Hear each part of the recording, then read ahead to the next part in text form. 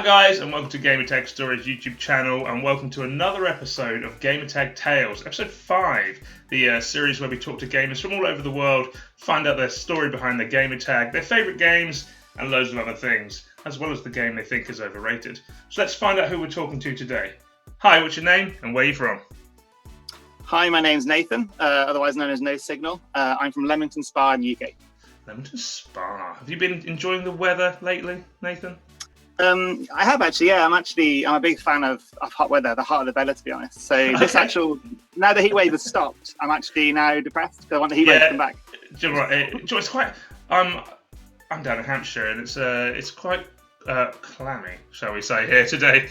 But yeah, last week was incredibly warm, and what an incredibly British way to start the video, talking about the weather. Nathan, nice to meet you. You did briefly mention it there, so here's a question for you. What is your gamer tag? How did you come up with it? And what does it mean to you? Well, it's the thing, I was watching all your other videos about all these people with their interesting gamer tags, and I was thinking, oh god, mine seems so lame. But my gamer tag is No Signal, with a 0. I think it comes from really, being a bit of a 90s kid growing up in the 90s. Do you remember that film Hackers? Do you know that? Yes, yes. It's pretty bad. I'm a 90s kid as well, so I'm right with you there. But I remember the characters in that, they had names like Crash Override, Zero Cool, and stuff like that. And, when you were a 90s kid, that was like the coolest thing ever. So I remember I was sat there at university one day just trying to think of a name for my online handle. And the lecturer was just fiddling around with the projector trying to get it to work, and just on the screen it just said No Signal in huge letters, and I was like, that sounds like a hacker's name. Put a 0 in there, done.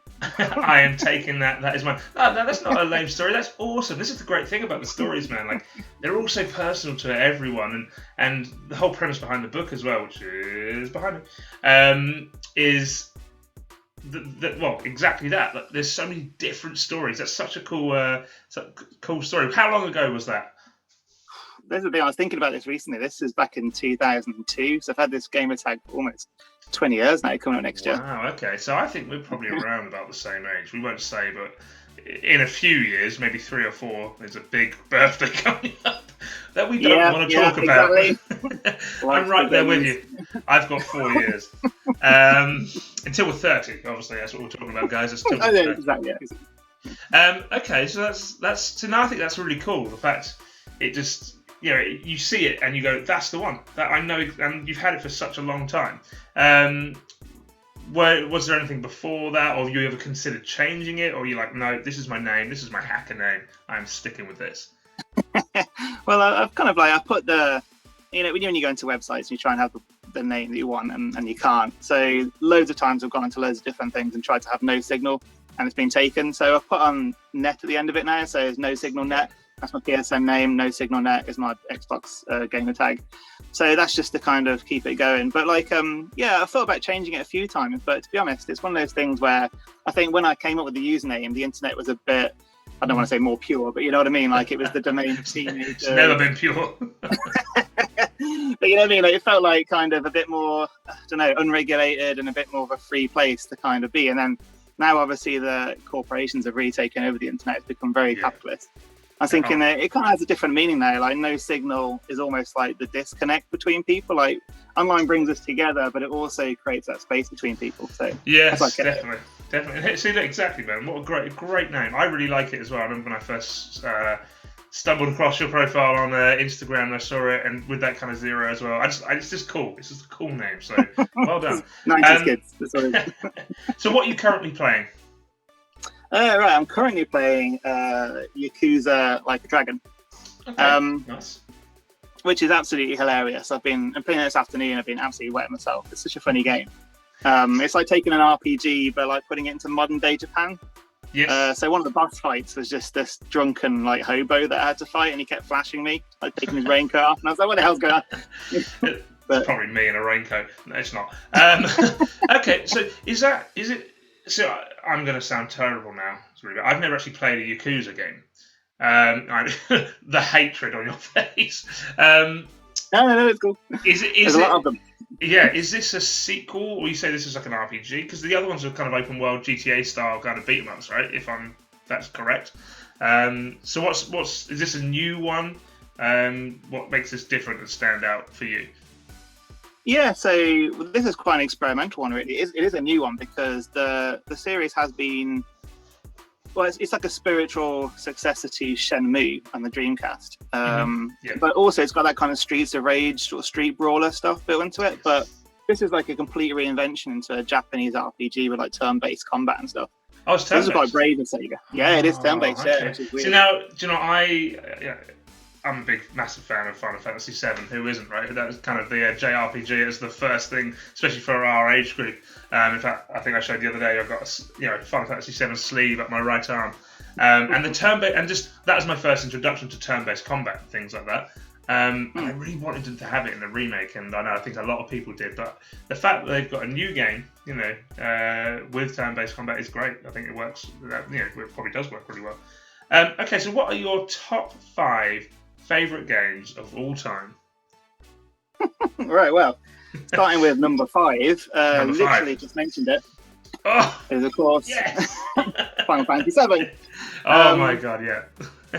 Well, I mean, what can be said about this game? It's just an absolute classic. And I know a lot of people will be like, "Oh, 8's better," or even 9's better, and a lot of people might hate on for just the fact it's so popular. But there's a reason it's so popular, and there's a reason it's in your top 5, and you're the first person I've spoken to who has got it in their top 5, so you win extra points for that. It's still a fantastic game. Did you play the remake? I did. Oh God, there you are. But yeah, basically, I mean, when you told me to choose 5 games out of all the games I've played, first of all, I had like heart palpitations and panic attacks. There's no way I could choose 5 games. I know. I'm sure everyone's been the same. Everyone's just gone, what? 5? Asking like a full-on hardcore gamer like myself to choose 5 games is horrible, and that's why I've done it. Sorry, carry on.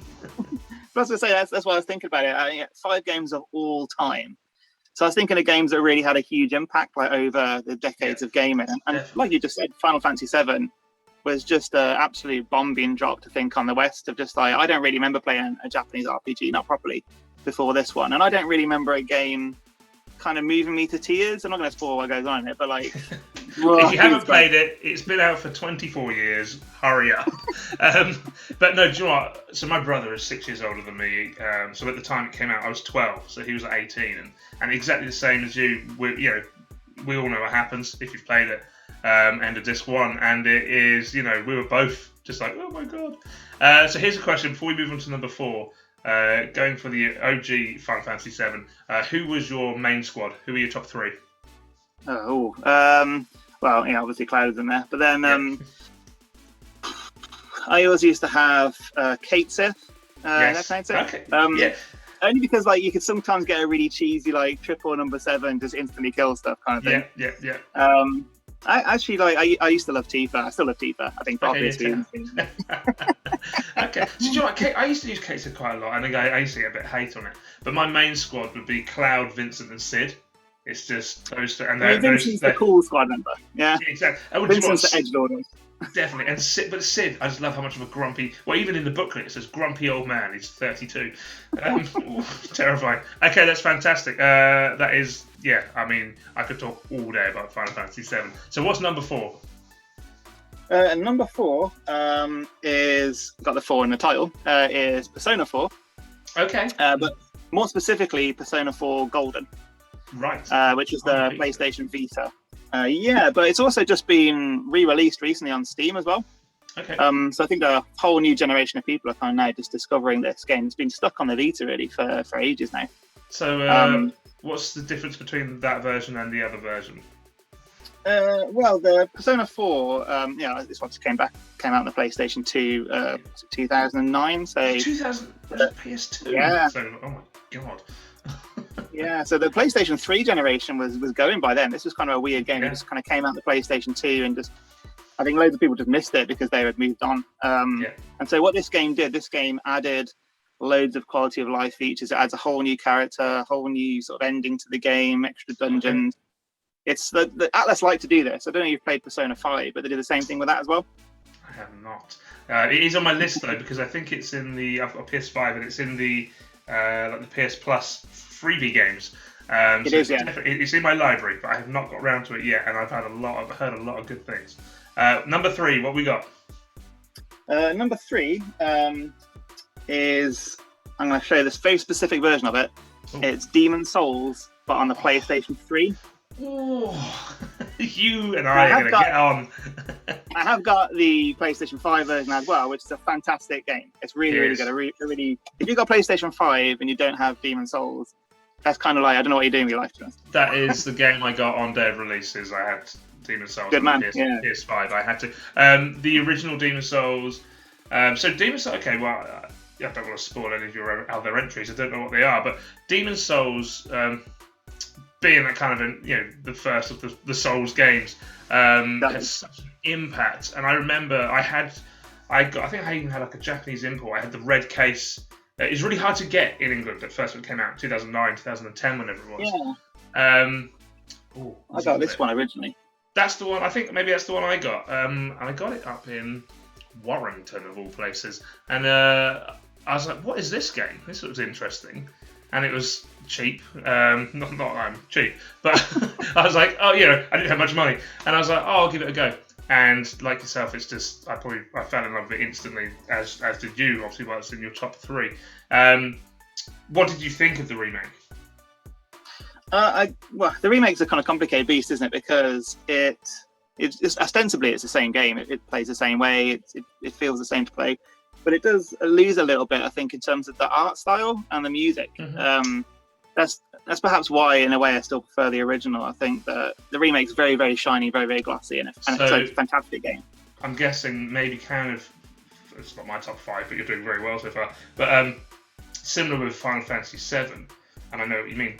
Demon Souls, the music in both the games is phenomenal, and obviously I think does that play a big part for you in the original Demon Souls? Yeah, exactly. Yeah. I mean, the music in the original Demon Souls is really weird. Really, if you listen to it nowadays, I mean, the new one they kind of went for a Dark Souls orchestral sort of score, but the original one's got these kind of weird trumpet noises where it's like you're like, what the hell is this for boss fight music? I remember the first time I went into the second area, the mines with the guys with the pickaxes. Can't remember what they're called. Oh, the Stone Fang Tunnel. Yes, that's the place. And I was like, oh, these guys got pickaxes. And they were so tough. I had no idea that it's vulnerable to magic over attacks. And oh my God, what a great game. What a horrible, horrible, great game. We love punishment is what we love. I think as well, the reason I put this in my number 3 slot, this specific version, is because it's one of those games, like Journey as well. It's one of those games that I think you had to be there sort of when it came out because of the feeling of it, like just not knowing what the hell this game was about, not knowing any of the secrets. The wiki online, the Demon Souls wiki was just crazy. Every week I'd go on there and there'd be something new. I'd be like, wow, I didn't know about this secret location, this door or something. It's crazy. It's a fantastic choice. Okay, we've got 2 more games.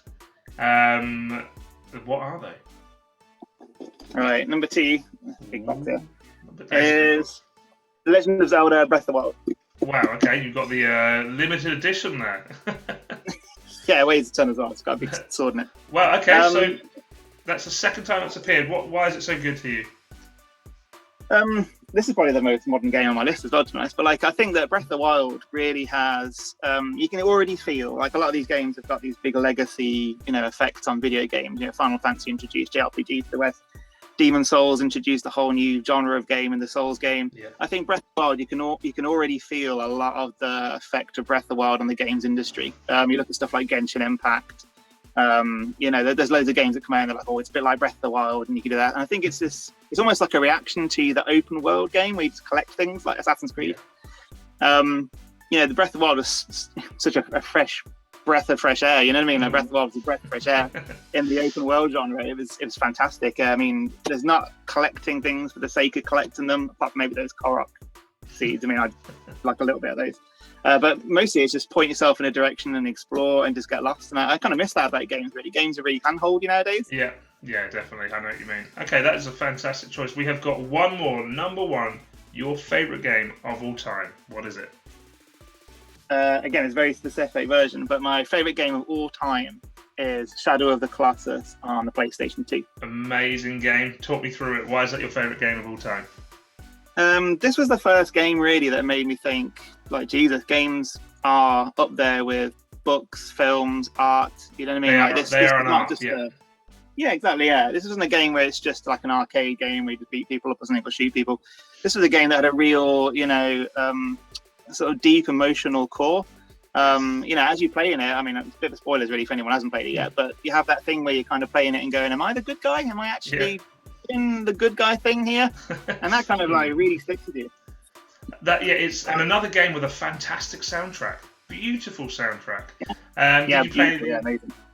Obviously, it's been kind of redone or kind of re-released on almost every generation since. There we go. Yes, very nice. I haven't done the PS4 one, but that is a great game. So Shadow of Colossus on PS2 is NoSignal.net. Its favourite, or No Signal. Let's call it No Signal. It's your favourite game of all time, and it is a beautiful game. So that's amazing. Really good games, really, really nice choices. Okay, so I can see there, obviously you've got PS2, you have PS4, and there's obviously a Switch. So what consoles or systems do you have?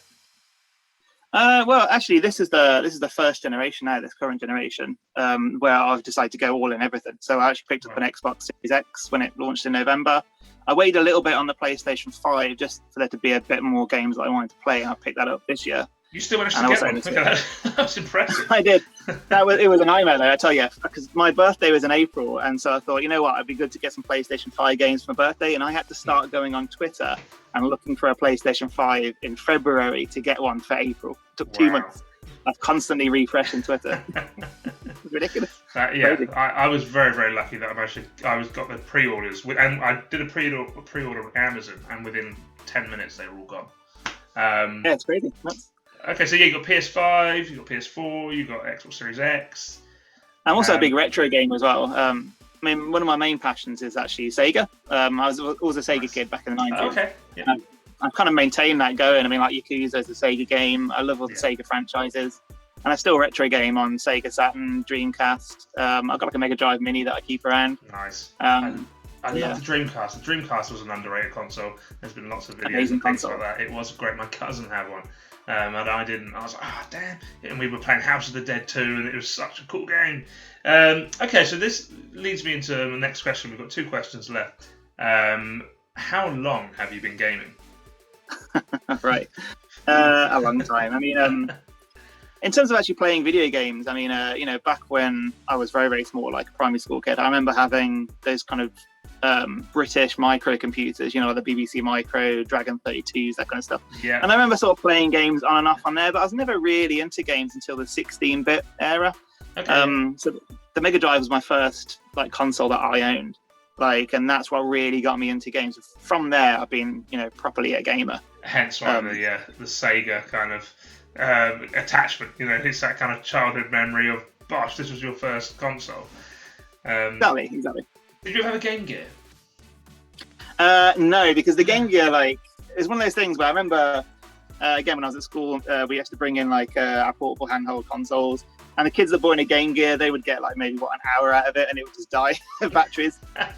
So I bought a Game Boy, actually, I was a Sega kid, but I had a Game Boy, which felt dirty. It felt really dirty. I had them both. I loved them back in the day. And I wouldn't be allowed to play because I'd try and play them before school, and I wouldn't eat my breakfast. I would just sat there. Yeah, Game Boy. Okay, so here is the killer question. I know you know what's coming up because you've watched the video, so I'm intrigued to see what you come up with. But which game out of all of gaming's history do you think is overrated and why? Right, so again, lots of hate probably. But for me, the most overrated thing in games is Pokemon. That's brave. That is brave. Wow, okay. But you've still got a Pikachu. Well, I got this from Japan when I went to Japan. You still have to go to Japan Center, to go to the Pokemon Center in Japan. I mean, I didn't hate Pokemon. That's the thing, overrated is a bit of a, there's loads of games I could pick for overrated, that I think are perhaps rated high. But I don't hate Pokemon, but I do think that it is massively overrated. I think that people they get into Pokemon when they're little kids and they sort of keep that going. When really, I think there are loads of Japanese RPGs out there that are way better than Pokemon. And people that like Pokemon complain about Pokemon, who was like the graphics. But that's the same as people who love Star Wars. They complain about Star Wars or Lord of the actually no one complains about Lord of the Rings. It's perfect. But okay, so Pokemon. So I assume you didn't play Pokemon Go. Yeah, well, Pokemon Go again, like, it's one of those things where you think that was so massively popular for literally 5 minutes, and then I think some people still play it. But and then I logged in the other day for the first time in about a year and a half. Well, there you go. But Nintendo tried that, didn't they? At home as well, they did that Let's Go Pikachu, Let's Go Eevee, and it's like that was Pokemon Go, but like at home, and that just didn't do that well either. I don't know. Pokemon's just a weird franchise. So No Signal gives Pokemon a big thumbs down. All the Pokemon. See you later, Bulbasaur. Right, Nathan, thank you so much for joining me. It's been a pleasure talking to you. Fantastic games. Really, I love your display behind you as well. Thanks. That's amazing. It's really nice to get to talk to you. I recently kind of met you on Instagram and stuff, and I'll put your handle here. And thank you. You are obviously a very, very passionate gamer. You've got a very, very nice collection. And I really, really love your top 5 games. They're great. And thank you. Yeah, you're definitely going to get some hate for Pokemon. I am. I'll bring it. I can take it. I've got a Pikachu to defend me. I'll be like, but I got a Pikachu. Exactly. Okay, thank you so much for joining me, and I will talk to you soon. Thank you very much. Cheers. Thanks for having me.